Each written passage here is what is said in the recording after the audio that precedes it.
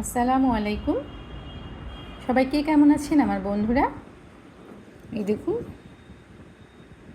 ছোট্ট ছোট্ট কোটোকাটি আজকে আমি কিসের সমাহার এনেছি। এই দেখুন এগুলো সব কোটো বলুন, এগুলো সংসারে কি না লাগে বলেন, সব কিনে আনতে হলো।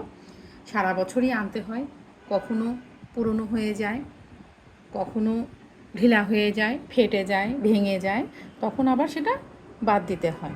আজকে আমি এই কৌটাকাটিগুলো এনেছি। হয়তো অনেকের কাছে জিনিসগুলো পুরানো, আমার কাছে আসলে চোখে ভালো লাগলো তাই নিয়ে নিলাম। তো এই দেখুন প্রথমে এখান থেকে শুরু করি। এটা একটা কাচের বয়ম।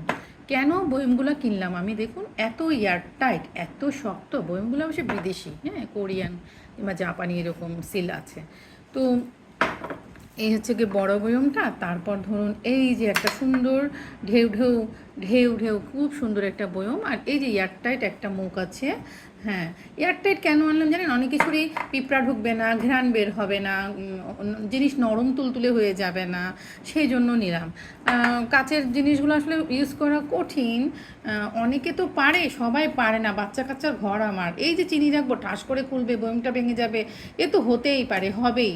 আর যাদের না খুব সচেতনতার সাথে বড়দের হাতে কাজ করে তাদের তেমন বেশি অসুবিধা হয় না। আর এই যে ছোটো ছোটো কিছু কোটো নিয়েছি, কী না লাগে দেখেন, ছোটো ছোটো জিনিসও কিন্তু কিনতে হয়।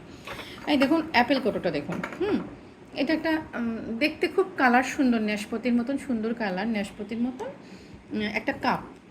কাপ, কী সুন্দর একটা কাপ, হ্যান্ডেল আছে, এটার একটা ডাটা ডাটা আছে, একটা পাতা আছে, কালারটা খুব সুন্দর। হ্যাঁ, আসলে এতে কী রাখা যায় আপনি বলুন? এতে হচ্ছে সব যাই রাখবো নরম তুলতুলে হয়ে যাবে, ঘ্রাণ বাতাস চলে যাবে। তারপরে ধরেন হলুদ মরিচের গুঁড়ো টুড়ো রাখা যায়। আসলে হলুদ মরিচের গুঁড়ো আমরা অনেক বেশি করে কেনা হয়, সেখান থেকে হয়তো বা ঢেলে ঢেলে এখানে রাখতে হবে, নয়তো বা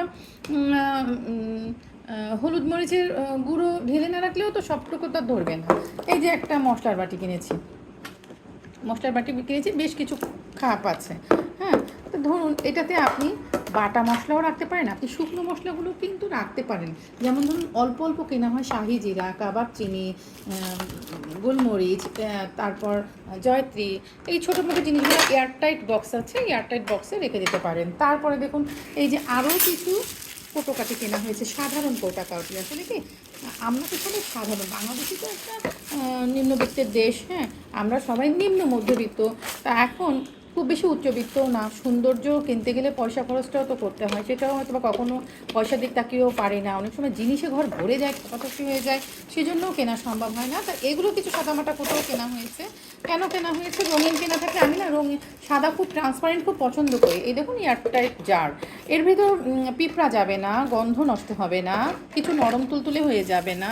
এগুলো ট্রান্সপারেন্টগুলো কিনেছি যে এর ভিতর রাখলে আমি দেখতে পারবো বাইরে থেকে। অনেক সময় অনেক কোটা এমন আছে আমাদের মায়েদের আমলের যে প্লাস্টিকগুলো, সেগুলো হচ্ছে আপনার বাইরে থেকে দেখা যায় না।